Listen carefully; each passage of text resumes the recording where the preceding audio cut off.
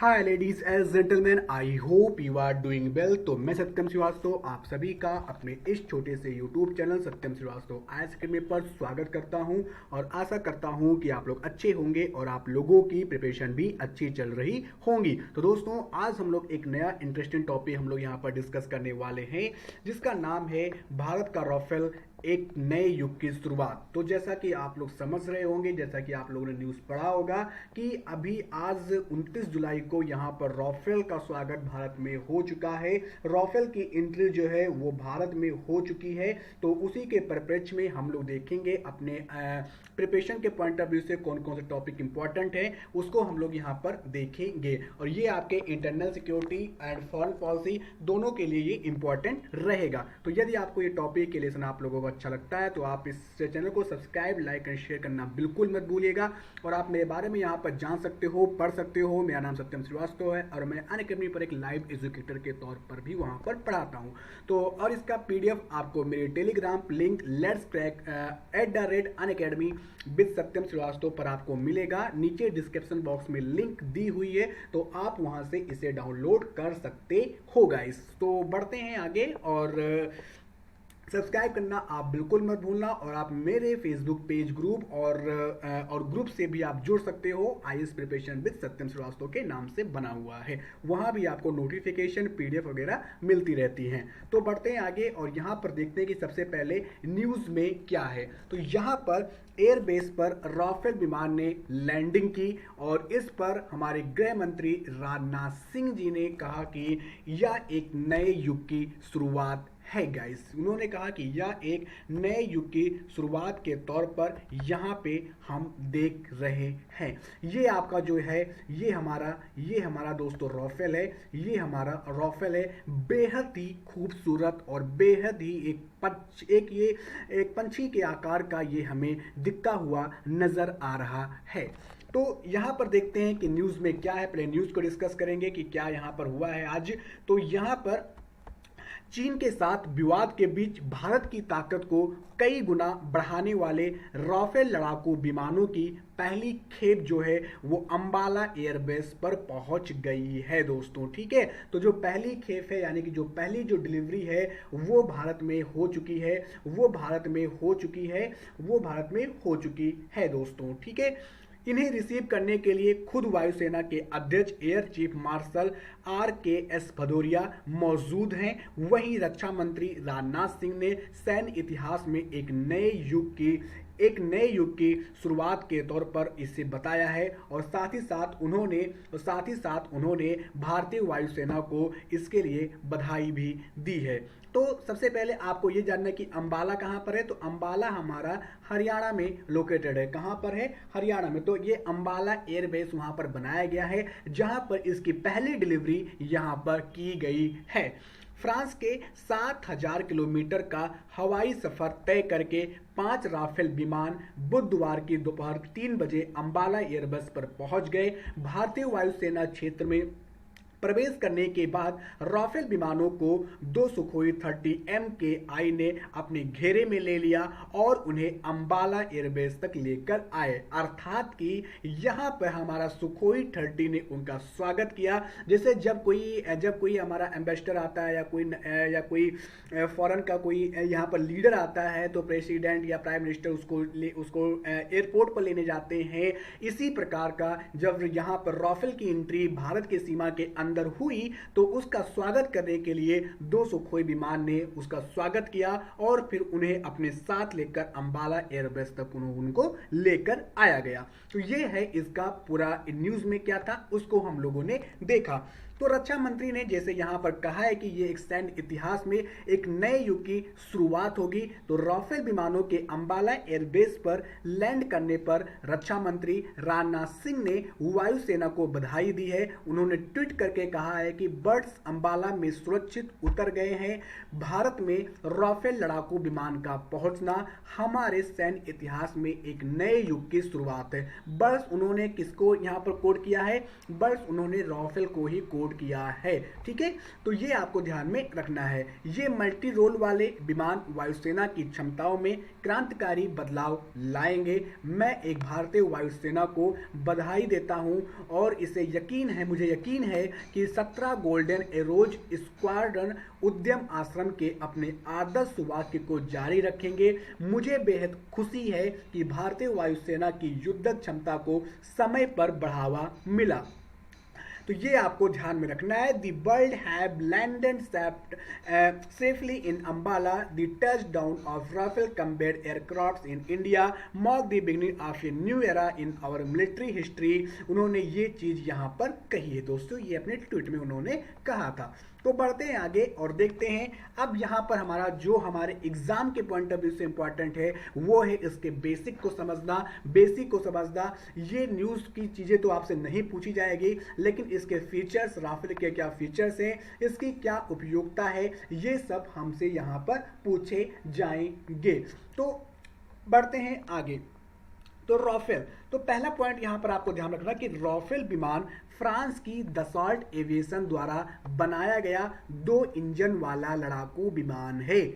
तो इसमें क्या आपको ध्यान में रखना है कि इसे कौन बना रहा है? तो इसे फ्रांस की एक कंपनी है जिसका नाम यहां पर दिया गया है दसॉल्ट एविएशन। क्या नाम दिया गया है? दसॉल्ट एविएशन द्वारा बनाया गया है और ये 2 इंजन वाला लड़ाकू विमान है। दोस्तों यूपीएससी जो है वो आपको छोटे छोटे पॉइंट में फंसाएगा। वो 2 इंजन की जगह आपको यहां पर 3 इंजन वाला लड़ाकू विमान ऑप्शन में दे देगा और आप वहीं पे कंफ्यूज हो। तो आपको ये समझना है कि जो हमारा ये लड़ाकू विमान है ये 2 इंजन वाला है। ये 2 इंजन वाला हमारा राफेल लड़ाकू विमान है और इसे दसॉल्ट एविएशन ने बनाया है जो कि फ्रांस की कंपनी है।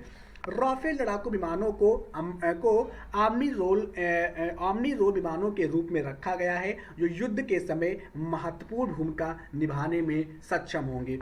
हवाई क्षमता हो या जमीनी कार्यवाही या दूर से दुश्मन पर सटीक निशाना लगाना हो, इसमें राफेल विमान का जवाब नहीं है। मतलब कि ये हवाई क्षमता से भी हमला कर सकते हैं, जमीनी कार्यवाही से भी ये हमला कर सकते हैं, दुश्मन पर दूर से ही ये निशाना लगा सकते हैं, सटीक निशाना बिल्कुल एग्जैक्टली लगा सकते हैं और साथ ही साथ मौजूदा समय में दुनिया भर में सबसे ज़्यादा सक्षम लड़ाकू विमानों में से एक हमारा राफेल लड़ाकू विमान कई खूबियों से लैस है।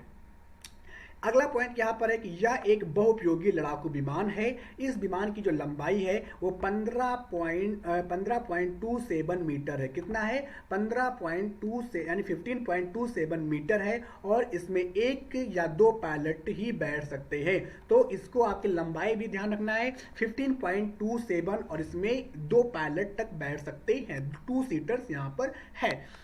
यह विमान ऊंचाई वाले इलाकों में भी लड़ने में माहिर है। यह एक मिनट में 60,000 फुट की ऊंचाई तक जा सकता है। तो ये 1 मिनट के अंदर अंदर ये 60,000 फुट की ऊंचाई तक ये जा सकता है जो कि काफ़ी ज़्यादा है और यह अधिकतम 24,500 किलोग्राम भार उठाकर उड़ने में सक्षम है। तो जो भी यहाँ पर मटेरियल होंगे वो 2400 किलोग्राम तक ये भार उठा लेकर उड़ने में सक्षम है। साथ ही साथ इसकी अधिकतम जो रफ्तार है वो 2200 से 2500 किलोमीटर प्रति घंटा है। मतलब कि प्रति घंटा जो इसकी रफ्तार है 1 घंटे में ये 2500 किलोमीटर तक ये सफ़र कर सकती है 1 घंटे में। यह 3800 किलोमीटर तक उड़ान भर सकता है। ये तो 25 किलोमीटर तक मिनिमम है और अधिकतम और मतलब कि ये ज़्यादा से ज़्यादा 3800 किलोमीटर तक ये उड़ान भर सकता है। तो ये आपको समझना है। तो बढ़ते हैं आगे इसकी क्या विशेषता है? तो optronic secure frontal infrared search and track system से लैस इस विमान में MBDA मिका, MBDA मेटेओर और MBDA अपाचे जैसे कई तरह खतरनाक मिसाइलें और गन लगी होती हैं। तो ये दोस्तों मिसाइलों से लैस होती है जिसमें ये विभिन्न प्रकार की मिसाइलें यहाँ पर लगी होती हैं जो पल भर में दुश्मनों को खत्म कर सकती है। राफेल विमान जो हमारा है, जो राफेल विमान है, 1 सेकंड गाइस, पेन मेरा कहाँ गया? या ठीक है,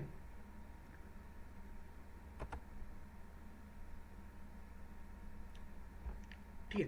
तो जो राफेल विमान जो हमारा है वो परमाणु हथियार ले जाने में सक्षम है। आपको ये भी आपको ध्यान रखना कि जो ये परमाणु हथियार ले जाने में सक्षम है, और इस तरह की मिसाइल चीन, पाकिस्तान समेत पूरे एशिया के पास भी नहीं है। तो ये 200 तो इतना ज़्यादा जो इसे यहाँ पर इतनी ज़्यादा इसकी खूबियाँ जो हैं वो कहीं ना कहीं हम लोग चीन को काउंटर कर सकते हैं, पाकिस्तान को काउंटर कर सकते हैं। यह हवा से ज़मीन पर मार करने वाली स्कल्प मशीन से लैस है दोस्तों। तो ये जो हवा से ज़मीन पर जो मार करने जो स्कल्प मशीन होती है उसमें ये है, स्कल्प मशीन की जो रेंज है वो 300 किलोमीटर है, वो 300 किलोमीटर। इतना आपको स्कल्प मशीन आपको ध्यान में नहीं रखना है। वर्तमान में भारतीय वायुसेना का मुख्य जो लड़ाकू विमान है वो रूस से खरीदा गया सुखोई विमान है, जो इसका स्वागत किया है, इसके स्वागत किया है, इसका वेलकम किया है। तो राफेल की कई खासियतें उसे सुखोई से ज्यादा कारगर बनाती है। राफेल की मारक क्षमता 78 से 1055 किलोमीटर तक है, जबकि सुखोई की जो मारक क्षमता है वो 400 से 550 किलोमीटर तक ही है दोस्तों। इसीलिए इसे लाया जा रहा है। इसमें बहुत ज़्यादा एडवांस फीचर्स भी इसके तहत इंक्लूड है। तो ये आपको ध्यान में रखना है। अब यहाँ पर देखिए, यहाँ पर काफ़ी अच्छे पॉइंट मैंने यहाँ पर इंक्लूड किए हैं, ये आप देख सकते हो, ठीक है। तो यहाँ पर why India wants Rafale, India क्यों चाहता है राफेल को, आखिर क्या इसमें विशेषता है। तो हमने इसकी पूरी विशेषता के बारे में मैंने आपको बता दिया, ठीक है। अब यहाँ पर आप इसे पिक्चर वाइज में आप देखोगे तो काफ़ी आपको और भी क्लियरिटी मिलेगी, और इसका PDF आपको टेलीग्राम लिंक पर @unacademy विद सत्यम श्रीवास्तव पर आपको मिल जाएगा। नीचे डिस्क्रिप्शन बॉक्स में लिंक है, आप लोग वहां से डाउनलोड कर सकते हो। तो यहाँ पर जो मैक्सिमम जो ये बेड जो ले जा सकती है, अभी मैंने आपको बताया कि 24,500 किलोग्राम तक ये भार उठा सकती है। रेंज जो है वो 3700 किलोमीटर तक है दोस्तों, 37,000 किलोमीटर नहीं, 3700 किलोमीटर, ठीक है, 3,700 किलोमीटर तक इसकी रेंज है, ठीक है। साथ ही साथ यहाँ पर अगर बात करें तो मैक्सिमम स्पीड जो है मैंने आपको बताया 1389 किलोमीटर पर घंटा, लेकिन इससे भी ज़्यादा है यहाँ पर, अभी मैंने आपको बताया इससे भी ज़्यादा है। 1 सेकेंड, ये देखिए, ठीक है, इससे भी ज़्यादा है स्पीड इसकी। कहाँ पे गया, यहाँ 2200 से 2500, ठीक है, वही चीज़ है, ठीक है। 2200 से 2500 इसकी मैक्सिमम स्पीड है। यहाँ पर तो ये यहाँ पर कम लिखा हुआ है, बट इसे यहाँ पर एडवांस किया गया है, तो उसे आप लोग वहाँ पर देख सकते हो, ठीक है। तो और ये चीज़ आप यहाँ पर देख सकते हो, काफ़ी चीज़ें आप यहाँ से पढ़ सकते हो, और इसके सारी चीज़ों जो यहाँ पर दी गई है मैंने आपको पीछे बता दिया है, ठीक है। तो बढ़ते हैं आगे। अब यहाँ पर ये पूरा सफ़र कैसा रहा, ये पूरा चीज़ कैसे रही, कैसे यहाँ पर इस पर इतना विवाद भी होता रहा है। तो 2007 में दोस्तों, ठीक है, 2007 में, ठीक है, 2007 में मिनिस्ट्री ऑफ डिफेंस ने इश्यू किया एक request for the procurement of 126 medium multi role combat aircraft fighters. तो 2007 में मिनिस्ट्री ऑफ डिफेंस ने 126 राफेल का यहाँ पर एक प्रकार से किया था, मल्टी रोल कम्बैट एयरक्राफ्ट की मांग की गई थी। 2014 में हेल एंड डसॉल्ट के बीच एक पैक्ट साइन हुआ, एक समझौता हुआ, ठीक है, एग्रीमेंट हुआ 108 एयरक्राफ्ट का। पहले मांग थी 126, उसके बाद फिर 108 एयरक्राफ्ट को लेकर के हेल के बीच में, ठीक है, हेल का मतलब है हिंदुस्तान एरोनॉटिक्स लिमिटेड, और डसॉल्ट जो कि फ्रांस की कंपनी है, जो कि मैंने आपको बताया, उसके बीच ये समझौता शामिल हुआ 108 एयरक्राफ्ट को लेकर के, ठीक है। इसके बाद यहाँ पर नेक्स्ट क्या हुआ 2015 में, ठीक है, 2015 में government announce new deal to acquire 36 direct fly away aircraft from France. तो यहाँ पर 2015 में जब 2014 में जब नई सरकार बनी, उसके बाद 2015 में गवर्नमेंट ने अनाउंस किया, एक नई डील उन्होंने यहाँ पर साइन किया, और 36 यहाँ पर राफेल को फ्रांस से मंगाने की यहाँ पर बात की गई। उसके बाद दिसंबर 2014 में supreme court finds no irregularities in the purchase of Rafale jets and dismiss all petition for court monitor protocol को। सुप्रीम कोर्ट ने यहाँ पर 2018 में कहा कि यहाँ पर राफेल को लेकर के कोई भी यहाँ पर चोरी नहीं की गई है, कोई भी सबूत यहाँ पर लोगों से नहीं छिपाया गया है, और अगर कोई सिक्योरिटी के पर्पज से कोई सबूत छुपाया भी जाता है तो वो गलत नहीं हो सकता है, ठीक है। तो यहाँ पर सारे जो यहाँ पर विवाद उठ रहे थे, अपोजिशन जो यहाँ पर सुप्रीम कोर्ट में ये फाइल किया था, उनके सारे प्ली को यहाँ पर सुप्रीम कोर्ट ने रिजेक्ट कर दिया। 2008 में ये कहाँ पे हम लोग आ गए, ठीक है, हाँ ठीक है, ये तो 2015, ठीक है ठीक है ठीक है ठीक है, 2008 में, ठीक है 2008 में यहाँ पर बात करें तो Mukesh Ambani led Reliance group incorporates Reliance aerospace technology limited आया। उसके बाद 2012 में Dassault aviation Rafale aircraft comes up with the lowest bid. तो यहाँ पर आप ये पूरा समझिए कि 2018 में ये पूरा एक ये यहाँ पर सुप्रीम कोर्ट ने 36 राफेल विमान की यहाँ पर एक प्रकार से मंजूरी दे दी, ठीक है, जितने भी विवाद उस पर उठ रहे थे उनको सारे यहाँ पर रिजेक्ट कर दिया गया। तो ये पूरा टाइमलाइन है जो कि आप यहाँ पर पढ़ सकते हो गाइस, ठीक है। तो आगे बढ़ते हैं। तो सुप्रीम कोर्ट ने अब ये यहाँ पर डिसीजन या जो मैंने बात किया अभी 14 दिसंबर 2018 की जो मैं डिसीजन की बात कर रहा था, उसी पे यहाँ पे आगे सुप्रीम कोर्ट ने कहा कि 36 राफेल लड़ाकू विमानों के सौदों में कोई गड़बड़ी नहीं है। इसके साथ ही कोर्ट ने सीबीआई में मामला दर्ज कराने और कोर्ट की निगरानी में जांच की मांग वाली याचिकाओं को खारिज कर दिया। कोर्ट ने अपने आदेश में कहा कि राफेल सौदे की प्रक्रिया में कोई कमी नहीं है। खरीद प्रक्रिया, कीमत, ऑफसेट, साझेदार के मामले में सरकारी हस्तक्षेप किए जाने का कोई ठोस साक्ष्य नहीं है। वायुसेना की ताकत को बढ़ाने और उसकी युद्धक क्षमता को मजबूत बनाने के लिए समय समय पर सरकार लड़ाकू विमान और अन्य तकनीकी क्षमताओं से लैस करती रहती है, ये यहाँ पर सुप्रीम कोर्ट ने कहा था। अब यहाँ पर क्या है लड़ाकू विमान का सौदा और उसकी जरूरत क्यों पड़ी? तो भारतीय वायुसेना ने अपनी क्षमता को बढ़ाने के लिए, ये दोस्तों टाइमलाइन यहाँ भी लिखा हुआ है कि बढ़ाने के लिए वर्ष 2001 में अतिरिक्त लड़ाकू विमानों की मांग की थी। इसे ध्यान में रखते हुए जून 2001 में सरकार ने सैद्धांतिक रूप से 120 लड़ाकू विमानों को खरीदने के प्रस्ताव का अनुमोदन किया।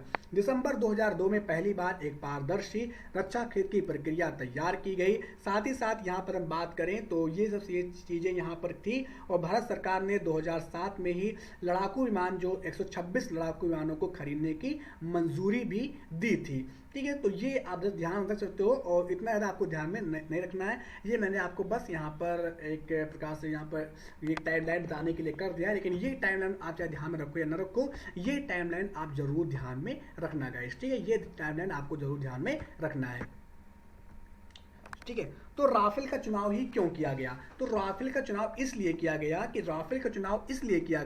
कि राफेल की जो कीमत है वो बाकी लड़ाकू विमानों की तुलना में कम थी, साथ ही इसका रख रखाव की लागत भी कम थी दोस्तों, इसलिए इसको चुना गया, ठीक है। राफेल का चुनाव के बाद वर्ष 2012 में राफेल को L1 बिडर घोषित किया गया और इसको बनाने वाली कंपनी दसॉल्ट एविएशन के साथ कॉन्ट्रैक्ट को लेकर बातचीत शुरू हुई 2012 में ही, लेकिन RAP अनुपालन और लागत संबंधी कई मामलों की वजह से 2014 तक यह बातचीत अधूरी रही। 2014 में जब नरेंद्र मोदी जी की सरकार आई तो उन्होंने इस दिशा में प्रयास शुरू किए और प्रधानमंत्री की फ्रांस यात्रा के दौरान अप्रैल 2015 में भारत और फ्रांस के बीच इस विमान को लेकर एक नई घोषणा की गई, जिसमें कहा गया कि जल्द से जल्द 36 राफेल विमान फ्लाई अवे यानी उड़ान के लिए तैयार विमान हासिल करने की बात कही गई। तो ये पूरा यहाँ पर चीजें थी और इसी को ध्यान में रखते हुए अभी जो विमान यहाँ पर आया